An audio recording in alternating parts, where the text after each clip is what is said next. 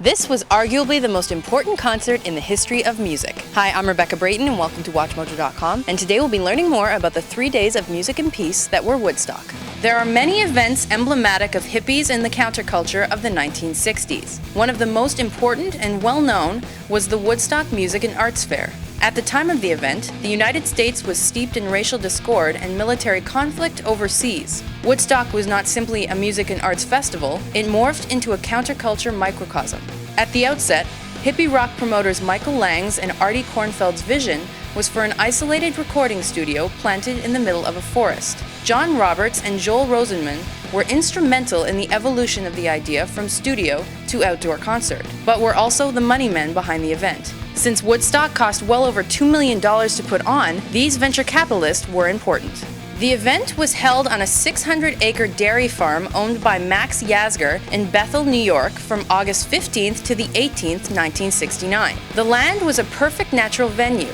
The stage was set at the bottom of a hill, allowing viewers sitting far away to at least catch a glimpse of the performers. At the bottom of the slope was a pond, which became a popular place for skinny dipping. While the event was opposed by local townspeople from the get-go, eventually legal problems were solved and planning went ahead. Engineering a sound system for the event was another huge hurdle. Finally, a solution was set in place for a potential crowd of 150 to 200,000. Little did the organizers know actual attendance numbers would more than double their estimates. Massive crowds descended on rural New York the day of the festival, causing huge traffic jams. Even some of the acts scheduled to play the festival were caught up in the traffic and ended up being unable to play. Originally, Woodstock was not meant to be a free event. 186,000 tickets were sold beforehand, and organizers only anticipated about 200,000 people would show up in total. When it became apparent that they were way off in their estimations, the fence surrounding the event was ceremonially cut down. This step helped solidify the event's vibe of peace, love, and inclusiveness, and also caused a lot more concertgoers to show up.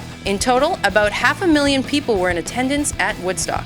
Meanwhile, mainstream media wanted to report the worst about the festival. The event took place on an extremely hot weekend, torrential rain transformed the event site into a giant mud puddle, drug use was rampant, and the presence of unsanitary conditions and food shortages were all angles they wanted to play up. Ironically, many sources today cite the amount of drugs consumed at the event as the reason for a lack of violence. And considering the massive amount of people in attendance at the 3-day event, there were remarkably few serious problems. No violent crime was reported, a few deaths took place, all of which were accidental. However, on a happier note, Woodstock is also said to be the setting for 2 births. And then there was the music.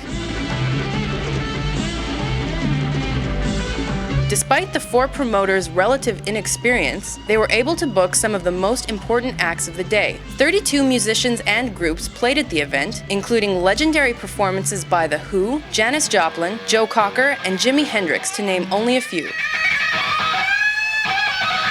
This took a great amount of money, and the promoters were virtually bankrupted by the event. However, they retained the movie rights, and the 1970 documentary Woodstock more than made their money back. The Woodstock Music and Arts Fair is considered by many a symbol of the age of innocence, when young citizens from all walks of life and varying political associations got together and simply enjoyed music. It has gone down in the annals of rock and is arguably a turning point in the 20th century. There is some debate as to its place in history books, but some will simply remember it as the party of a lifetime.